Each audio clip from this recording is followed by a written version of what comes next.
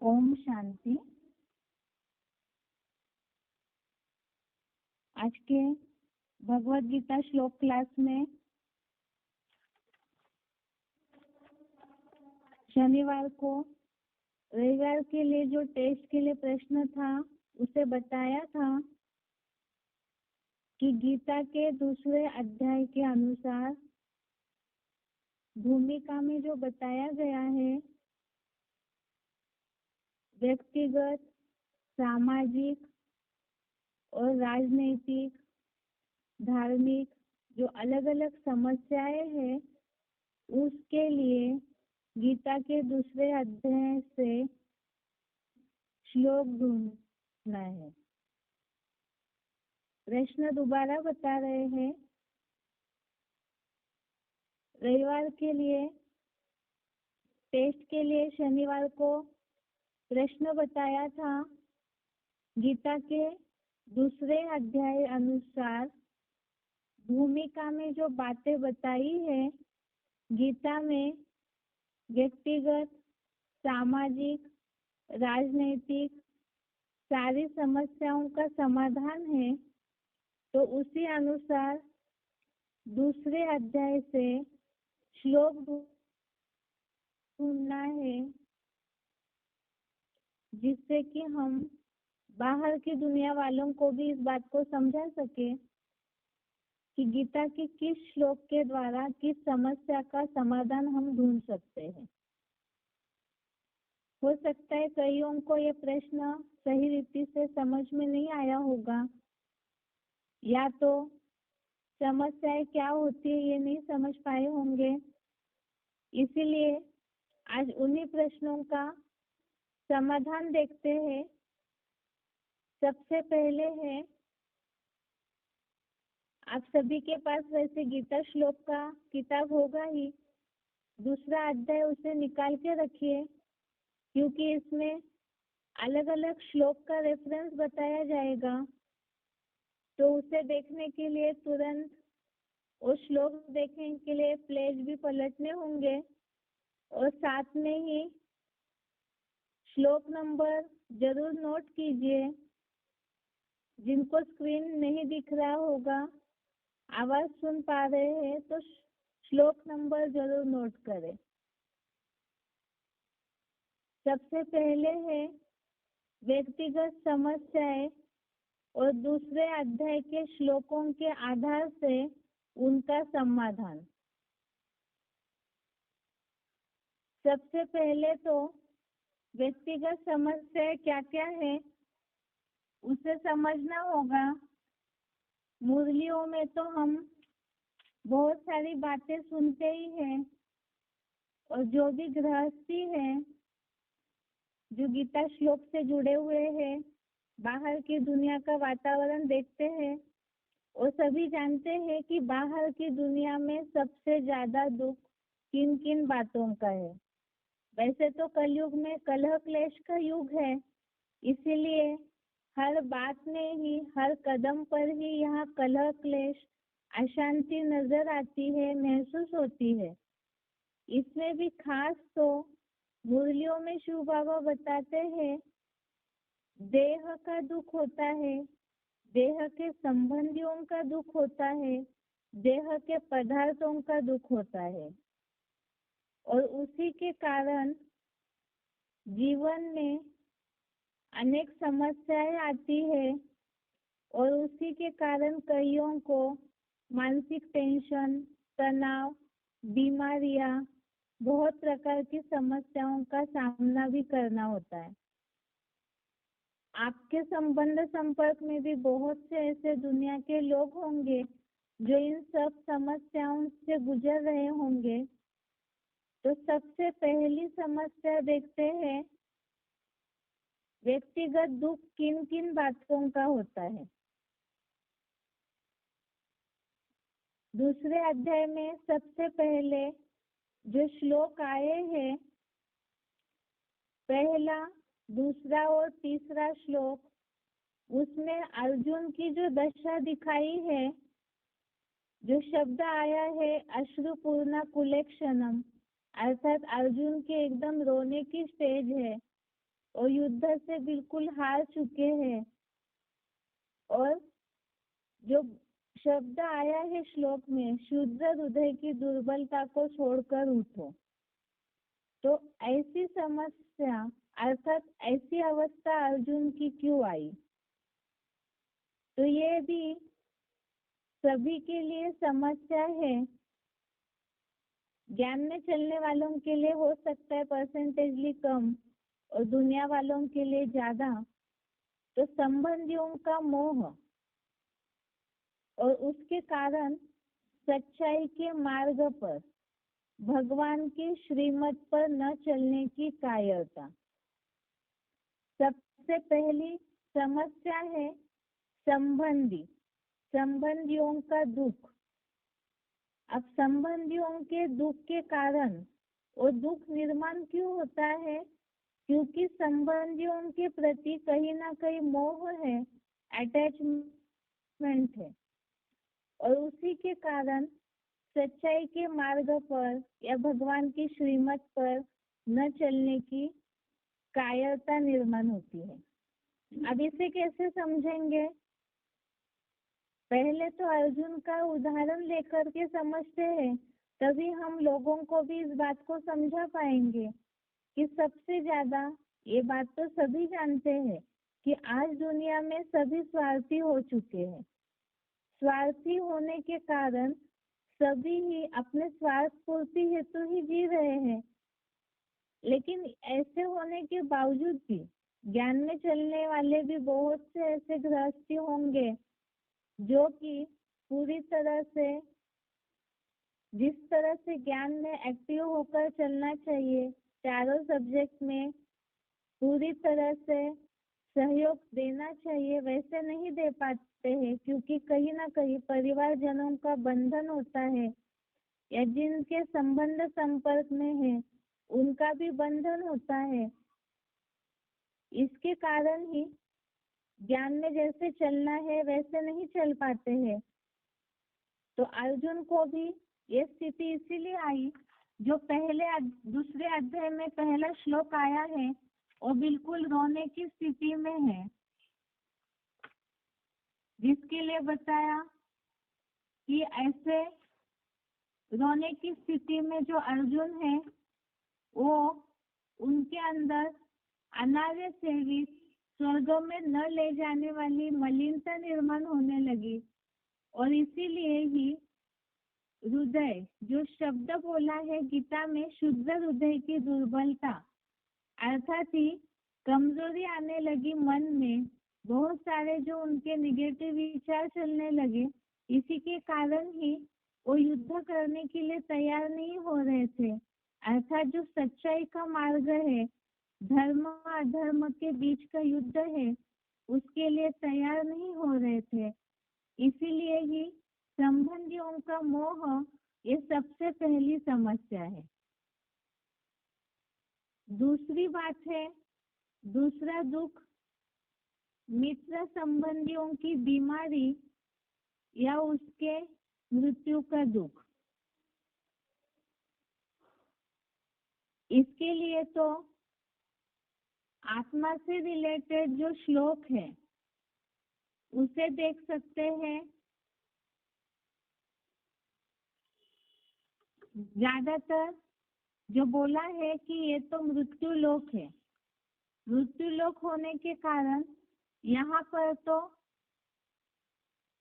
जन्म और मरण ये तो निश्चित है। लेकिन इसे दुनिया वालों को हमें गीता के आधार से समझाना है।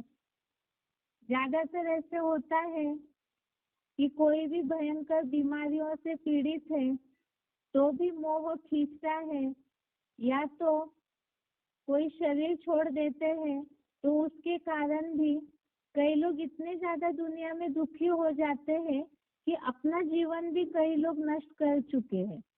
और साथ साथ ही ऐसे भी होता है उसके कारण मानसिक तनाव, जीवन में हार करके जिस तरह से वो पहले जी रहे थे वैसे जीवन जीना भी छोड़ देते हैं। तो इसके लिए ही जरूरी है कि आत्मा से रिलेटेड जो श्लोक है उन श्लोकों को हम समझाएं। तो सबसे पहले है दूसरे अध्याय का 20वां श्लोक। भगवान जब इस सृष्टि पर आते हैं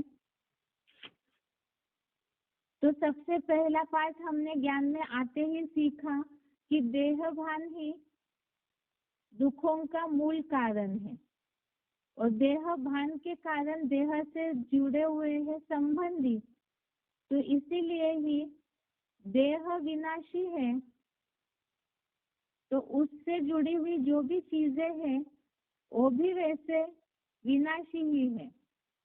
लेकिन इस बात को फट से कोई अगर हम ज्ञान के आधार से समझाएंगे तो कोई स्वीकार नहीं करेंगे। इसलिए दूसरे अध्याय का 20वां श्लोक जो है इसमें बताया है कि आत्मा जो है ये अजन्मा, नित्य और सनातन है, पुरातन है। देह हनन कराने का उपक्रम होते हुए भी नहीं मारा जाता। इसमें सबसे पहली बात ये बताई है कि आत्मा जो है न कभी जन्मता है न मरता है, सहज सहज देह रूप वस्त्र उतारता है। तो इसका मतलब ये है कि शरीर का भले ही मृत्यु हो जाए, शरीर भले ही किसी का छूट जाए, लेकिन वास्तव में लोग तो आत्मा से स्नेह करते हैं। जैसे ही आत्मा उस शरीर से निकल जाती है तो उस मिट्टी को तो कोई घर में पकड़ के नहीं रखता है। इसीलिए इस बात को समझाना है कि आत्मा जो है वो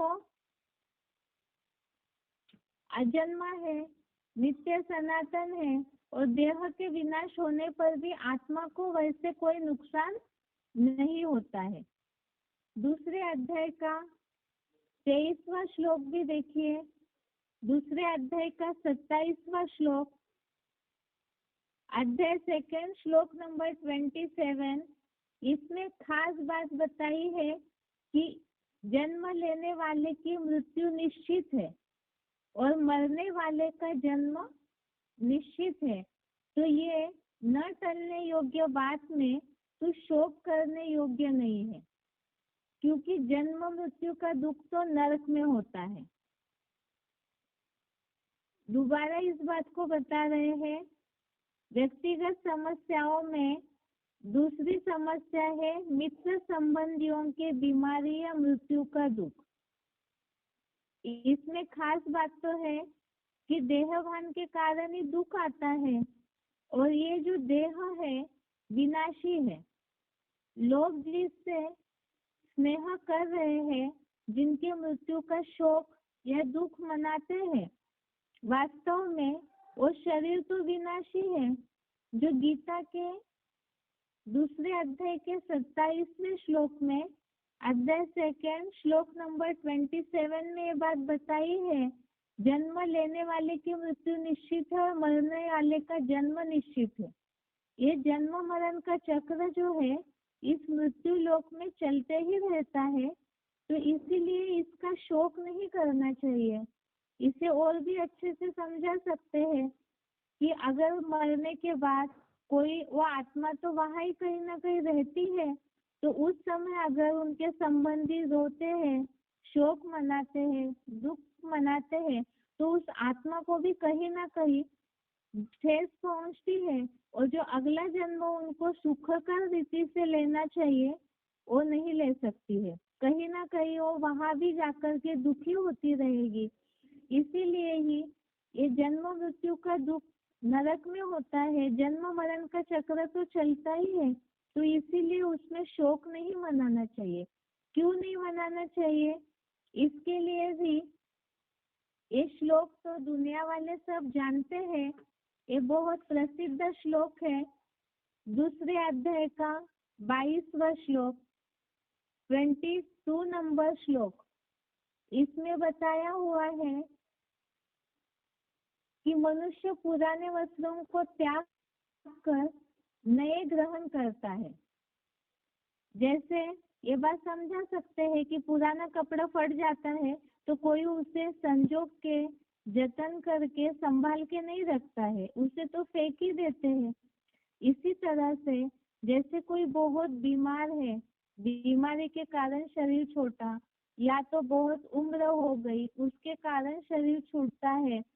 तो ऐसे पुराना जो जर्जरीभूत शरीर हुआ है तो उससे तो मनुष्य काम नहीं ले सकता है, किसी न किसी के अधीन होकर के चलते हैं। और आज तो ऐसे है कलयुग में कि कोई भी ऐसे जर्जरीभूत शरीरों को जो बहुत बीमार दुखी है उन्हें संभालना नहीं चाहते हैं। तो इसमें खास बात ये गीता के अनुसार समझानी है कि पुराने वस्त्रों को कोई संभालता नहीं है, उसे तो फेंक ही देते हैं। तो ये भी नूंद है कि पुराना वस्त्र जब हो जाता है मनुष्य का तो छोड़ करके दूसरा शरीर बरबस ग्रहण करता है। तो इसीलिए भी उसमें दुख या शोक नहीं मनाना चाहिए। ऐसे ही दूसरे अध्याय का 23वां श्लोक है, 23 नंबर श्लोक। इसमें जो बताया है कि आत्मा को शस्त्र नहीं काटते हैं, अग्नि नहीं जलाती है, हवा भी नहीं सुखाती है। ये श्लोक तो ज्यादातर ये दो श्लोक 22, 23 ये श्लोक दुनिया में भी बहुत फेमस है। जो 23 नंबर का श्लोक है, नैनम छिंदन्ति शस्त्राणि, इसमें तो आत्मा को तो इस दुनिया की कोई भी भौतिक चीजें कोई नुकसान नहीं पहुंचा सकती है। तो इसीलिए ही मृत्यु का दुख मनाने की आवश्यकता नहीं है। इसके साथ साथ ही दूसरे अध्याय का 13वां श्लोक देखिए, 13 नंबर श्लोक। इसमें जो बताया है आत्मा की इस देह में कुमार, युवा अवस्था, बुढ़ापा है और दूसरे दूसरे शरीरों की प्राप्ति होती है। धैर्यवान उस विषय में मोह नहीं करते हैं। दूसरे अध्याय का 13वां श्लोक, इसमें ये बात बताई है कि कलयुग में हर चीज जो है वो 4 अवस्थाओं से प्रसार होती है। इस सृष्टि का ये नियम है कि हर चीज 4 अवस्थाओं से प्रसार होती है। इसमें कलयुग में भौतिकवाद बढ़ने के कारण या पंचभूतों में मनुष्यों की बुद्धि अटकने के कारण देह जो है उत्तरोत्तर ज्यादा क्षीण अवस्था को प्राप्त होता है और उसके बाद शरीर छोड़ करके दूसरे शरीर की प्राप्ति होती है। तो इसीलिए ऐसी जो विनाशी चीज है उसमें मोह करने की क्या आवश्यकता है। ऐसे ही दूसरे अध्याय का 30वां श्लोक है, अध्याय 2 श्लोक नंबर 30।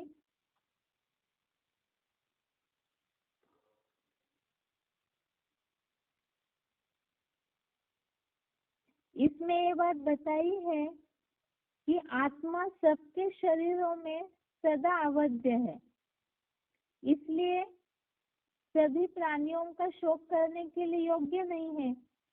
तो ये बात समझाई जा सकती है गीता के आधार से कि आत्मा का कोई भी कुछ बिगाड़ नहीं सकता है। जैसे किसी का अचानक एक्सीडेंट हो जाता है या बहुत ऐसी बीमारियां है उसके कारण शरीर छूटा है, तो इस बात को समझाया जा सकता है कि आत्मा जो है वो तो अवध्य है, आत्मा का कोई नुकसान नहीं होता है। ये बात फिर से रिपीट कर रहे हैं कि वास्तव में लोग जिनसे स्नेह करते हैं तो शरीर से स्नेह करते हैं, लेकिन शरीर से तभी स्नेह होगा जब उसमें चैतन्य आत्मा उपस्थित होती है। जैसे ही वो आत्मा निकल जाती है तो उस शरीर जो मुर्दा पड़ा है, मिट्टी है, उससे कोई स्नेह नहीं करता है। तो इसीलिए ही आत्मा का कोई भी कुछ बिगाड़ नहीं सकता है। इसीलिए ही आत्मा जो है वो सबके शरीरों में अवध्य है, इसीलिए ही उसका शोक करने के लिए योग्य नहीं है। अगली बात है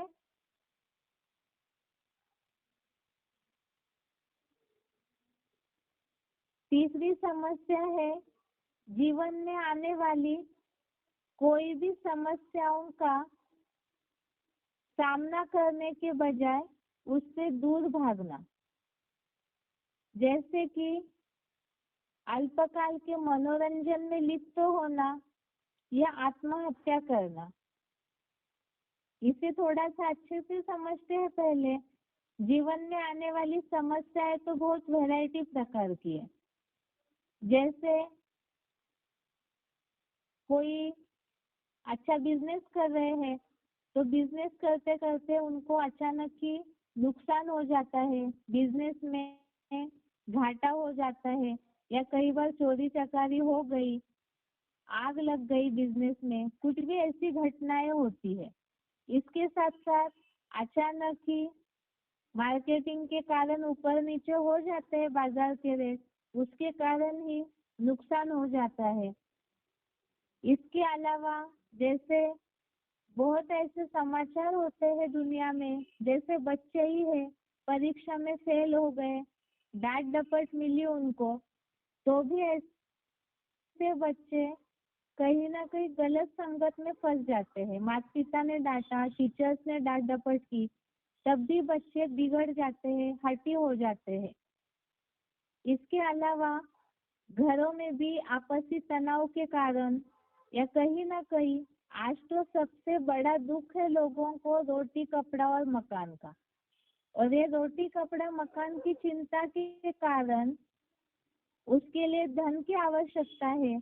और धन कमाने के लिए आज समाज की जो स्थिति है, जो नौकरी नहीं मिल रही है, बहुत ऐसे पढ़े लिखे लोग हैं जो दुनिया में इसके कारण ही भटक रहे हैं। तो ऐसे बुद्धि होने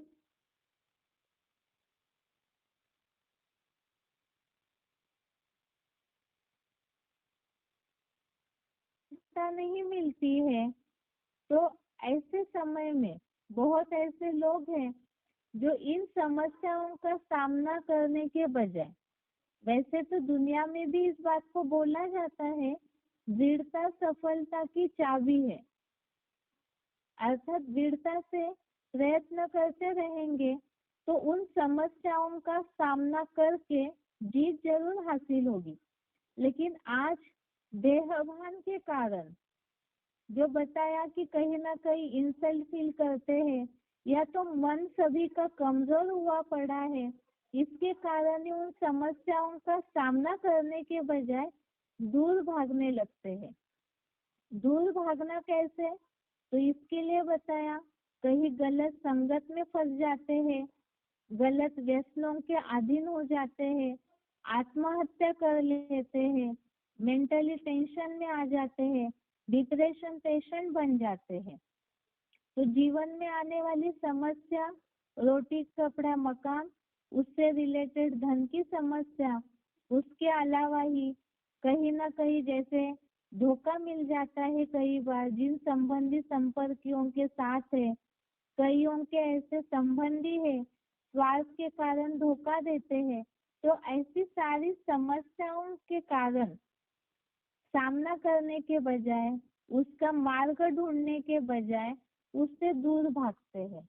और दूर भागना मतलब बताया कि अल्पकाल के मनोरंजन में लिप्त होना, जैसे व्यसनों के अधीन होते हैं, संग के रंग में बहुत सारी ऐसी गलत चीजों का अनुकरण करने लगते हैं, आत्महत्या कर लेते हैं, या तो मेंटल टेंशन इतना ज्यादा बढ़ता है कि डिप्रेशन आ जाता है लोगों को। तो ये सारी बातें हैं, बहुत ऐसे हैं जिसके कारण बीमार भी हो जाते हैं, कई तो ऐसे हैं कि हैंडीकैप हो जाते हैं बीमारी के लिए सोच सोच करके, इन सब समस्याओं से सोच सोच करके। तो ये सारा वास्तव में इन समस्याओं से दूर भागना है। अब अर्जुन की स्थिति को पहले हम देखते हैं। जहाँ युद्ध करने के लिए भगवान ने अर्जुन को प्रेरित किया, तो उसी समय अर्जुन युद्ध भूमि से जो युद्ध करने के लिए तैयार नहीं हो रहे थे, पहले तो रथ पे बैठ गए, युद्ध से हिम्मत हार गए। जैसे ही उन्होंने समस्याओं को देखा, सगे संबंधियों को देखा, तो हिम्मत हार के बैठ गए, युद्ध करना नहीं चाह रहे थे, पीछे हट रहे थे। तो इसी तरह से लोगों के जीवन में भी आज दुनिया में बहुत ऐसी समस्याओं के कारण लोग युद्ध से हार रहे हैं, जीवन का जो संघर्ष है उससे हार जाते हैं। वास्तव में दुनिया में भी इस बात को बोला जाता है कि आने वाली जो समस्याएं हैं उससे दूर भागने से समस्याओं का समाधान कभी नहीं होगा। इसलिए क्योंकि जीवन एक संघर्ष है और इस संघर्ष को जो जितना खुशी से पार करेंगे, पहाड़ पे चढ़ना है तो आगे बढ़ेंगे ही नहीं, चढ़ने की कोशिश ही नहीं करेंगे तो ऊंचाइयों तक कैसे छू पाएंगे। दूसरी बात है, जैसे बोला जाता है अग्नि में तपकर सोना कुंदन बनता है। जब तक सोने में निखार तभी आएगा जब वो तेज अग्नि में जलेगा, तभी उसमें चमक आएगी। हीरे को भी चमक लाने के लिए बहुत घिसना पड़ता है। दूसरी बात, दुनिया में ये बात बोली जाती है कि समय जो है वो परिवर्तनशील है। दुख में ऐसे लगता है कि समय बीत नहीं रहा है, लेकिन उन समस्याओं का अगर हम खुद मार्ग ढूंढेंगे हिम्मत से तो जरूर सफलता मिलेगी ही मिलेगी। और समस्याओं को हम समस्या के रूप में भी क्यों देखें, परीक्षाओं के रूप में देखें। और परीक्षा जो है और लंबे समय की तो नहीं होती है, 2-3 घंटे का पेपर होता है, 4-5 घंटे का पेपर हो सकता है। और ये जीवन जो है वो तो बहुत लंबा चौड़ा है। इसीलिए कुछ समय के लिए परीक्षाएं आएगी, लेकिन अगर उससे दूर भागते हैं तो जिस ऊंचाई तक पहुंचना चाहिए उस ऊंचाई तक नहीं पहुंच पाएंगे। इसे कैसे समझेंगे? जैसे भगवान ने अर्जुन को समझाया कि युद्ध के बाद ही उनके लिए स्वर्ग के गेट खुल रहे हैं। अर्थात कोई भी समस्या का सामना करने के बाद ही कोई अच्छी चीज की प्राप्ति हो सकती है। ऐसे कहीं नहीं होता है कि कोई बहुत बैठे बैठे है, कोई बिल्डिंग बनाने वाले हैं और बस फाउंडेशन के पत्थरों के पास बैठे और सोचे कि अब बिल्डिंग बन गई, तो केवल सपने सजाने से तो बिल्डिंग नहीं बनेगी, कर्म करने पड़ेंगे। तो इसी तरह से ये जो युद्ध है वो तो करना ही होगा, तब ही जैसे लोगों को इस बात को समझाना होगा। भगवान ने जैसे अर्जुन को इस बात को बताया कि युद्ध के बाद ही उनके लिए सहज सहज ही अनायासी स्वर्ग के गेट खुल रहे हैं, इसी तरह से ही दुनिया वालों को भी, जो भी इन समस्याओं से घिरे हुए हैं, उनको इस बात को समझा सकते हैं कि वास्तव में जितना सामना करेंगे इन समस्याओं का तो उतना ही उससे पार होते जाएंगे। और परीक्षा जो है वो तो अनुभवी होने का साधन है, नहीं तो जो बोला जाता है ठोकर खाके ठाकुर बनते हैं। इन परीक्षाओं से जितना आगे बढ़ते जाएंगे तब ही तो देवताओं की मूर्तियों को भी बहुत ठोका जाता है, तभी वो बहुत अच्छी, जिस मूर्ति में जितना ज्यादा श्रृंगार होता है, महीन श्रृंगार होता है, उसको उतना ही महीनता से ठोका जाता है। तो इसी तरह से ऊंचाइयां जो छूटते हैं लोग, तो उनको उतना ही महीन महीन और जीवन में बहुत ऐसी परीक्षाएं आएगी जिनका सामना करने के बाद ही जो स्वर्ग के सुख, अर्थात दुनिया वालों के हिसाब से तो है खुशी की प्राप्ति होना। और हम इस बात को गीता के आधार से ज्ञान से टैली करके समझ रहे, तो हमारे लिए है कि स्वर्ग जो है उसके गेट खुल रहे हैं। लेकिन यहाँ हम खास ये सारे श्लोकों को इसीलिए समझ रहे हैं ताकि दुनिया वालों को समझा सके। अब ये समस्याएं जो आती हैं इसे समझने के लिए खास बात दूसरे अध्याय का 14वां श्लोक, अध्याय 2 का 14 नंबर श्लोक देखिए। ये श्लोक है मात्र स्पर्शास्तु कौन्तेय, अर्थात जिसमें खास बात बताई है इंद्रियों के विषय तो परिवर्तनशील है, सर्दी गर्मी सुख दुख दाता है, आने जाने वाले हैं। अब इसे हम लोगों को इस तरह समझा सकते हैं, ये जो प्रकृति है इसका नियम है, इसमें तो ठंडी गर्मी सारे मौसम बदलते ही रहते हैं। अभी मौसम आ रहे हैं तो कोई मनुष्य, कोई साइंस ऐसा नहीं होगा जो इस प्रकृति को ये कहे कि हमें ठंडी सहन नहीं होती है, ठंडी नहीं आने देना इस साल, ऐसे तो कोई नहीं बोलेगा। इसी तरह से ही जीवन में ये सारी समस्याएं जो है सर्दी या गर्मी की तरह आती ही रहेगी। ये जो परीक्षाएं हैं ये तो आते ही रहेंगे, कभी सुख कभी दुख।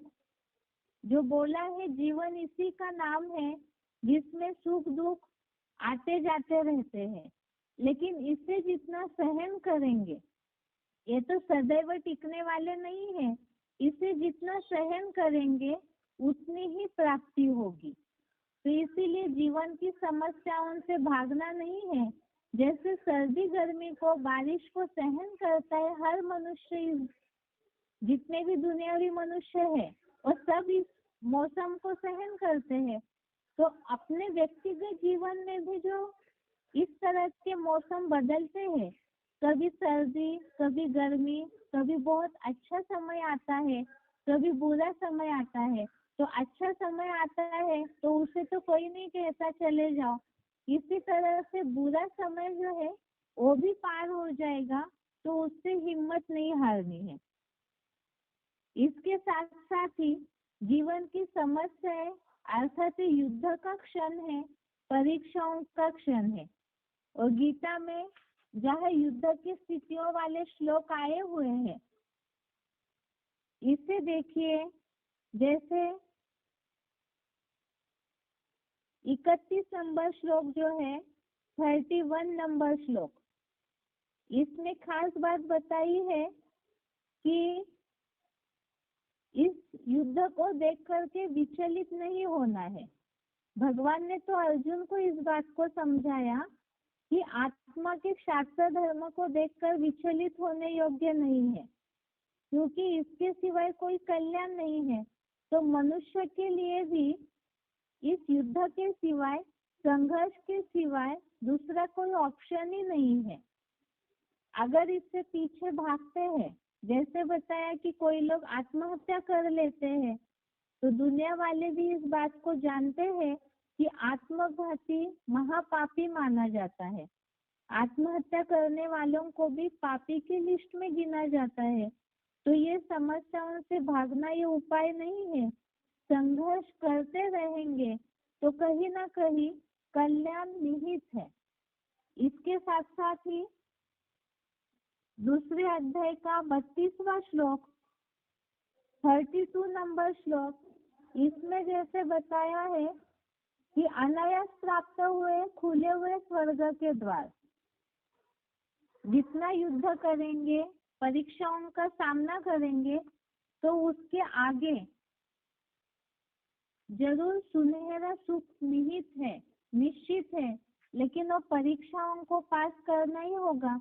बच्चों को तो खास इस बात को समझाया जा सकता है, क्योंकि कई ऐसे होता है बच्चे जो आपके संबंध संपर्क में होंगे, हो सकता है ज्ञान के हिसाब से उनको ऐसे जीवन का मार्गदर्शन देंगे तो कई बार कल्याण हो जाए। तो बच्चे बहुत ऐसे हैं जो परीक्षाओं से डरते हैं, पढ़ाई से डरते हैं, तो इसीलिए उन्हें इस बात को समझाया जा सकता है कि जितना इस तरह से दृढ़ता पूर्वक इन परीक्षाओं का सामना करेंगे तो उतना ही आगे कल्याण निहित है। इसके साथ साथ ही आज की पीढ़ी धार्मिकता को महत्व नहीं दे रही है, तो अर्जुन का ये जो युद्ध की स्थिति के क्षण है, या कुछ ऐसी स्थिति वाले क्षण है जिन्हें कहानी की तरह बताएंगे, तो बच्चों के मन में धार्मिकता का, आध्यात्मिकता का प्रभाव पड़ेगा और कहीं ना कहीं ज्ञान के संदेश का बीज का फाउंडेशन भी पड़ेगा। कई बार ऐसे होता है कि ज्ञान समझाते समझाते हम केवल उन्हें आत्मा परमात्मा के बारे में सीधा समझाने लगेंगे तो बोर हो जाएंगे सुनने वाले। तो कहानी की तरह अगर उन्हें समझाते हैं तो उनके मन पे वो छाप पड़ जाएगी। इसके साथ साथ ही जैसे दूसरे अध्याय का 33 से 38 नंबर श्लोक देखिए, 33 से लेकर के 38 नंबर श्लोक तक। तो इन श्लोकों में बहुत ऐसी बातें अच्छी समझाई है जिन्हें लोगों को जो परीक्षाओं से हिम्मत हार रहे हैं उन्हें समझाया जा सकता है। अगर ऐसी परीक्षाओं का सामना नहीं करते, विघ्नों का सामना नहीं करते हैं तो भी पाप के भागी बनेंगे। क्यों पाप के भागी बनेंगे?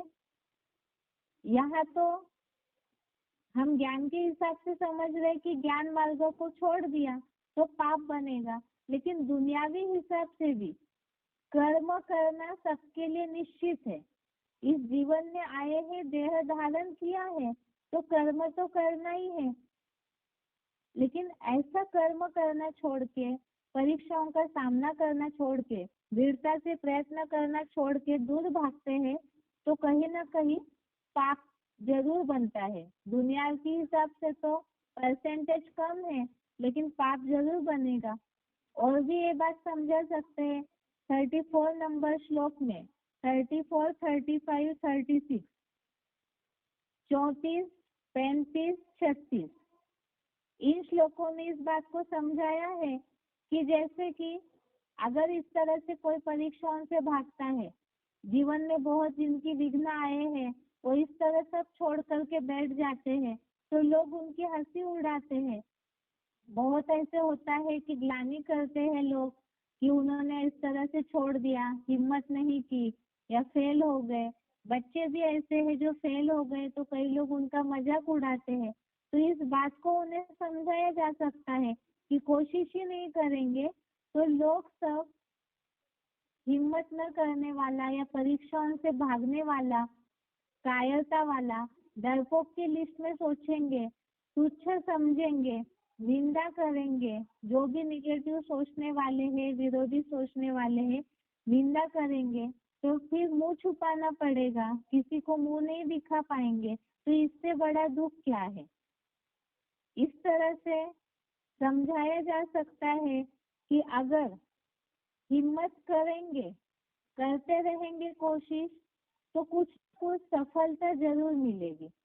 और सफलता मिलेगी तो जब पार हो जाएंगे उन विघ्नों से तो महिमा तो होगी ही होगी, लोग भी महत्व देंगे, मान्यता देंगे।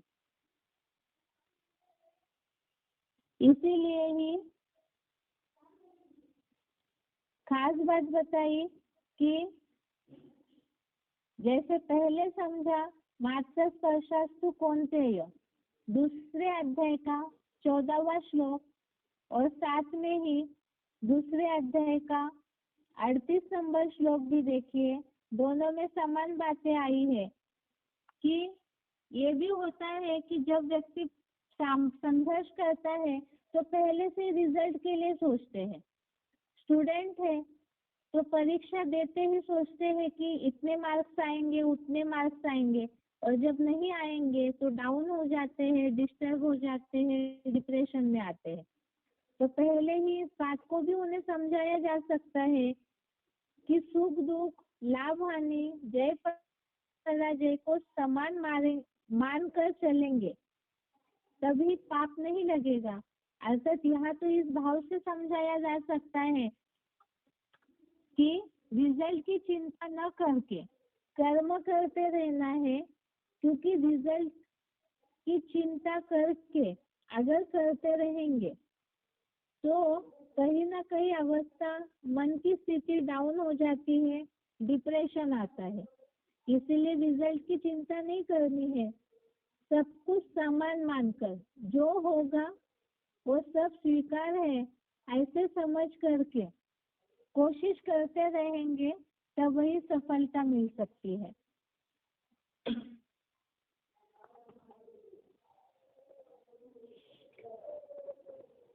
इस तरह से हमने इस बात को समझा कि जीवन में जिस तरह से कोई ना कोई समस्या है तो लोगों को आती है, तो उन लोगों को श्लोकों के आधार से कैसे समझाना है। अभी आगे का पॉइंट है व्यक्तिगत समस्याओं में और बातें आती है कि जैसे बहुत लोग कर्म करते हैं, कई ऐसे लोग भी हैं दुनिया में अज्ञानी होते हुए भी अच्छे गुण उनमें है, अच्छे कर्म करना है, सत्यवादी है, ऐसे ही रहते हैं। ये बात तो सभी अनुभवी होंगे, जिनको भी आपने ज्ञान सुनाया होगा तो कहीं ना कहीं लोग इस बात को जरूर बोलते होंगे कि हम तो बहुत सच्चाई के रास्ते पे चलते हैं, लेकिन कुछ नहीं होता है। ये सब बोलने के लिए बातें हैं। कितनी भी सच्चे रास्ते पर चलो तो भी इस दुनिया में तो धोखाधड़ी नूंद है, कुछ ना कुछ होते ही रहता है। जीवन में धक्के मिलते ही है, सब स्वार्थी है। ऐसे बहुत लोग हैं दुनिया में जो अपसेट है इन सब बातों को सोच सोच करके कि हम बहुत सच्चे रास्ते पर चलते हैं, हम किसी को धोखा नहीं देते, हमेशा दान धर्म करते हैं, मदद करते ही रहते हैं, फिर भी हमें सुख क्यों नहीं मिल रहा है। हमें जिस तरह से सफलता मिलनी चाहिए हमें क्यों धोखा देते हैं लोग, हम सच्चे हैं तो भी। इस कारण से ही बहुत लोग हताश है दुनिया में, डिस्टर्ब है, नाराज है। तो इसके लिए ही हम लोगों को समझा सकते हैं, खास तो गीता में जो कर्म की थ्योरी बताई हुई है। हो सकता है कईयों को, जिनके पास जो भी ऐप से जुड़े हुए हैं उनको स्क्रीन न दिख रही हो, लेकिन समस्याएं जो बता रहे हैं उसे नोट कर लीजिएगा और उसके रेफरेंस में जो श्लोक नंबर बताए जा रहे हैं उसे नोट कीजिए। समस्या बताई व्यक्तिगत समस्याओं में अगली समस्या, अच्छे कर्म करने पर भी सफलता न मिलना, जिसके कारण भी लोगों का डिस्टर्ब होना, नाराज होना। ऐसे भी है कि बहुत लोग अच्छे गुण वाले हैं दुनिया में, बहुत सच्चे रास्ते पर चलते हैं, बहुत भक्तिवादी है, दान धर्म करते हैं, सबको मदद करते रहते हैं, उसके बावजूद भी उन्हें दुनिया में धक्का मिलता है और साथ में ही कहीं ना कहीं नुकसान होना। जीवन में कुछ ना कुछ ऐसे होता है जो लोग अंदर से बहुत हताश है, ऐसे सोचते हैं कि ऐसे जीवन से क्या लाभ। ये बहुत बड़ी अनेक लोगों की दुनिया में समस्या है। अब इसे कैसे समझाएंगे, तो इसके लिए तो खास है कर्मों की थ्योरी के लिए जो गीता में श्लोक बताए हुए हैं। सबसे पहला श्लोक जो गीता का फेमस श्लोक है, दुनिया के लोग तो सब महाभारत देखते ही हैं, तो ये खास महत्वपूर्ण श्लोक है। दूसरे अध्याय का 47वां श्लोक, दूसरे अध्याय का 47 नंबर श्लोक, जिसमें ये बात आती है कर्मण्य वाधिकारस्ते मां फलेषु कदाचन, अर्थात तेरा कर्म योग में ही अधिकार है, फल में नहीं। कर्म फल की अपेक्षा रख करके अगर कर्म करते हैं तो कहीं ना कहीं नाराजगी आती है। लोगों को इस बात को समझा सकते हैं जो भी हिंदू है या ऐसे कई लोग हैं जो पुनर्जन्म को जरूर मानते हैं, तो उन्हें कर्मों की थ्योरी के आधार से समझा सकते हैं कि जो भी लोग जिनके भी साथ हम संबंध संपर्क से जुड़े हुए हैं, तो ये कोई इसी जन्म का हिसाब किताब तो नहीं है, कई जन्म मनुष्य ने लिए हुए हैं। इसे तो गीता के आधार से समझा सकते हैं। जैसे चौथे अध्याय में जो श्लोक आया है बहुनी में व्यतीतानि, कि तेरे अनेक जन्म हुए हैं, तो अनेक जन्मों में जैसे इस जन्मों में हर एक व्यक्ति के कई सैकड़ों लोग संबंधी संपर्की होते हैं, उनसे कुछ ना कुछ कर्मों का हिसाब किताब जुड़ा होता है। तो इसी तरह से पिछले जो भी अनेक जन्म बीते हुए हैं उनमें कहीं ना कहीं किससे किस रूप में कैसा संबंध जुड़ा होगा, किस रूप में कैसे कर्मों से संबंध संपर्क में आए होंगे, ये कोई भी नहीं जानता है। क्यों? क्योंकि मृत्यु एक ऐसा एक्सीडेंट है, ये प्रकृति का एक ऐसा सत्य है जिसमें मनुष्य सब भूल जाता है। और जब भूल जाते हैं तो हम तो अपने हिसाब के किताब में, जो लोग दुनिया में कहते हैं चित्रगुप्त के खाते में जो पुराना लेखा जोखा लिखा है, तो हम तो नहीं जानते हैं उसे। इसीलिए ही भगवत गीता में खास बताया है कि तेरा केवल कर्म योग में ही अधिकार है। कर्म करने के बाद फल की अपेक्षा नहीं रखनी है। फल की अपेक्षा रख के अगर कर्म करते हैं तो कहीं ना कहीं नाराजगी जरूर आएगी, क्योंकि फल का कनेक्शन जो है वो पूर्व जन्मों से है। ये श्लोक समझते समय हमने सिलेक्टेड पॉइंट सुना था, तो दुनिया वालों को समझाने के लिए सिलेक्टेड पॉइंट जिन्होंने नंबर नोट किया होगा उसे दोबारा सुनिए जरूर। इसमें शिव बाबा ने भी ये बात बताई और हम दुनिया वालों को इस बात को समझा सकते हैं कि कर्म करना इस जन्म का अधिकार है, लेकिन उसका फल जो है वो इस जन्म के कर्म के संकल्प के आधार पर भी जुड़ा है और पुराने जो जन्मों का हिसाब है उससे भी जुड़ा है। इसलिए फल की अपेक्षा नहीं रखना है, क्योंकि उससे मनस्थिति डाउन हो जाती है। जो भी मिले फल के लिए वही श्लोक है जो अभी अभी हमने देखा कि सुख दुख में समान रहना है, जो 14वां श्लोक है, और साथ में ही 38 नंबर श्लोक, 14 नंबर श्लोक और 38 नंबर श्लोक, इसे देखना होगा, जिसमें बताया है कि कर्म तो करना है, लेकिन फल के लिए ये दोनों बातें सोचनी है कि सुख दुख, लाभ हानि, जय पराजय, इसे समान मान करके युद्ध के लिए तैयार हो जा। तो यहाँ युद्ध माना ही एक कर्म है, ये कर्म करते रहना है और बाकी जो उसका रिजल्ट है जय पराजय, सफलता असफलता, इसमें समान रहना है। तब ही अंदर से मन को जरूर समाधान मिलेगा और मन इसी से ही शांत रहेगा। इसके साथ साथ ही 47 से आगे और भी श्लोक है जिसमें यही बातें बताई है 48 नंबर श्लोक में कि समत्व ही योग है, अर्थात आसक्ति को त्याग कर कहीं ना कहीं कर्म करते समय जिनसे जुड़े हुए हैं उनसे अटैचमेंट रहता है, तो फिर अपेक्षा रखते हैं सफलता असफलता की, तो इसीलिए अपेक्षा नहीं रखनी है।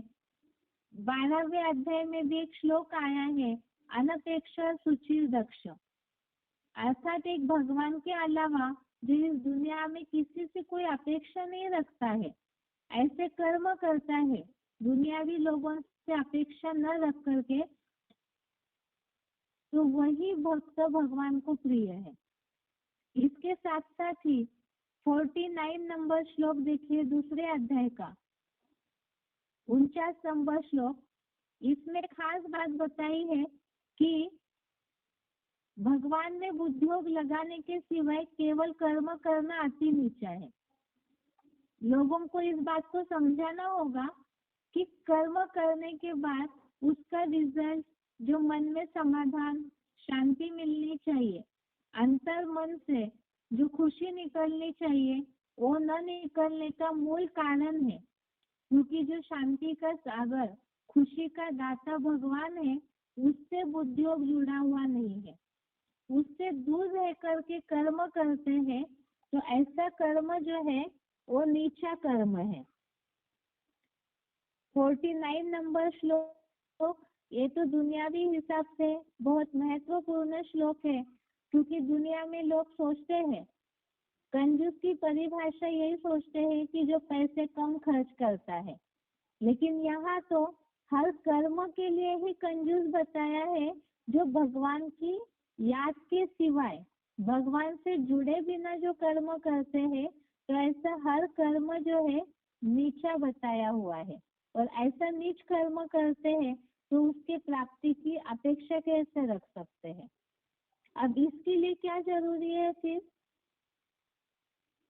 अच्छे कर्म करने पर भी उसका फल बुरा मिलता है, असफलता मिलती है, तो इसके लिए खास क्या करना जरूरी है जिससे कि हमारे कर्मों में सफलता आ जाए, खुशी मिले कर्मों से।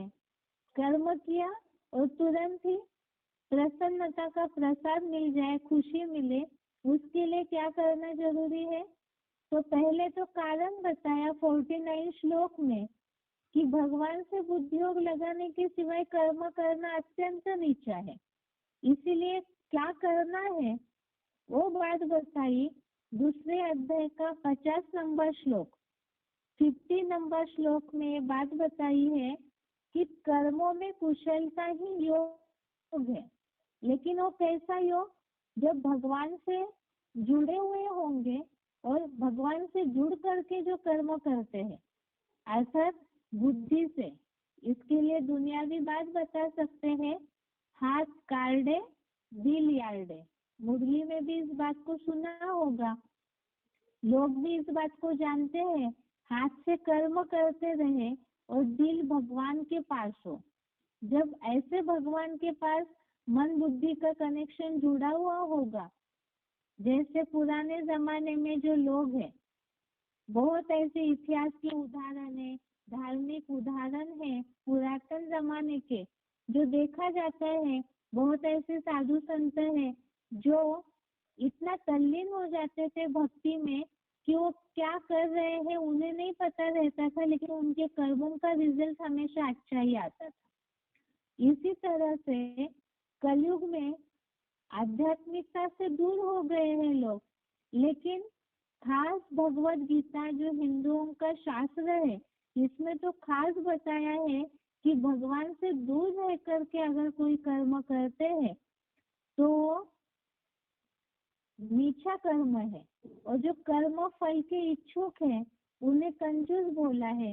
इसीलिए ही भगवान से बुद्धि योग जोड़ करके जो कर्म करेंगे तो कर्मों में कुशलता आएगी, और साथ साथ ही उसमें कहीं ना कहीं सबसे पहली तो है खुशी की प्राप्ति होगी। जो भी कर्म करेंगे भगवान से जुड़ करके बुद्धि से याद करके तो उसमें जरूर सफलता मिलेगी।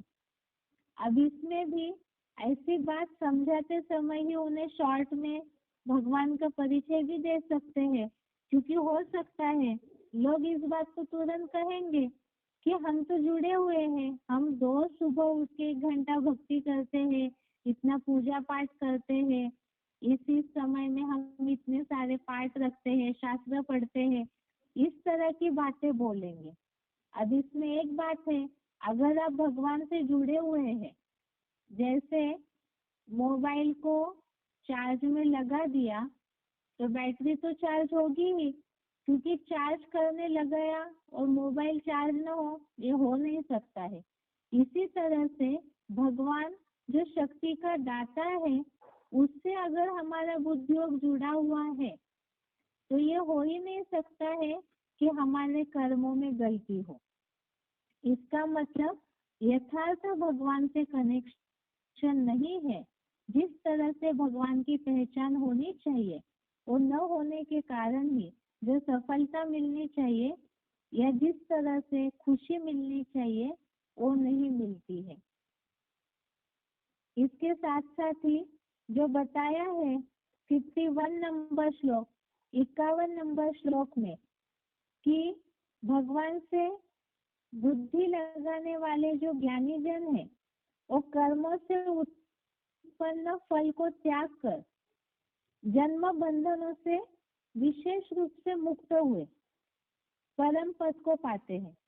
तो इसे तो ये बात बता सकते हैं कि जिनका भगवान से बुद्धि योग जुड़ा हुआ होगा तो ऑटोमेटिकली ही उनको ऐसी खुशी की प्राप्ति होती है कि और जो उस कर्म का रिजल्ट या फल की प्राप्ति होनी चाहिए और उसके बंधन में अटकेंगे नहीं, उससे स्वतः ही विशेष रूप से मुक्त हो जाते हैं। क्योंकि याद में रह करके जो कर्म करते हैं वो कर्म जो है, जो बोला हुआ है समत्व ही योग कहा जाता है।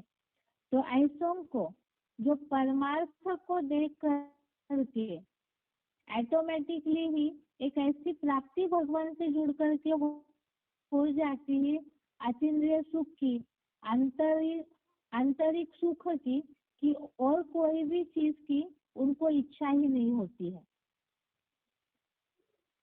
आज के लिए हमने ये समझा, दूसरे अध्याय के आधार से व्यक्तिगत समस्याओं में संबंधियों के मोह के कारण कायरता आ जाती है, पीछे हटते हैं, समस्याओं से दूर भागते हैं। तो उसका समाधान हमने देखा दूसरे अध्याय के पहले, दूसरे, तीसरे श्लोक से, कि मूल कारण है कि संबंधियों से अटैचमेंट, देह भान, इसी से दुख निर्माण होता है और उसी से ही पीछे हटते हैं। दूसरी समस्या हमने समझी मित्र संबंधियों के मृत्यु का दुख।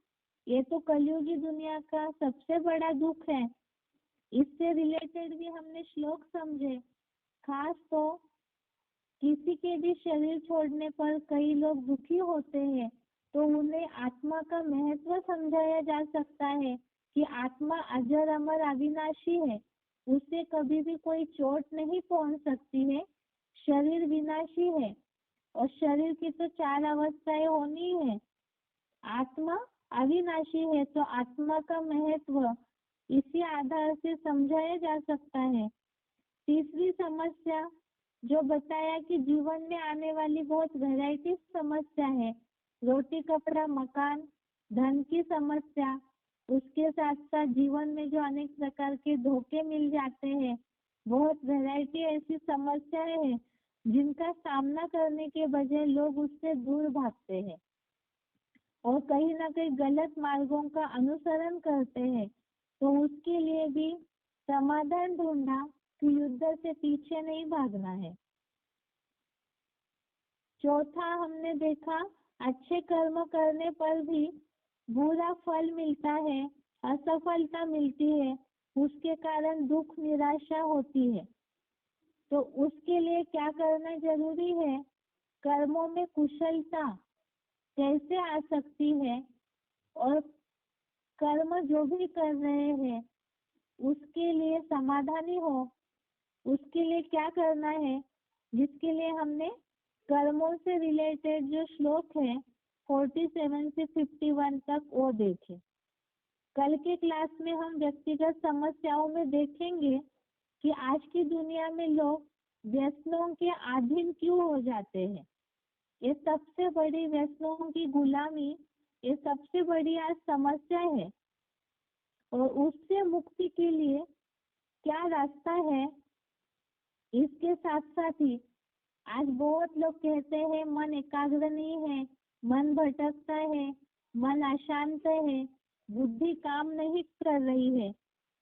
तो ये मन बुद्धि की एकाग्रता, स्थिरता का उपाय क्या है, उसके सुख शांति का सहज उपाय गीता के आधार से क्या है।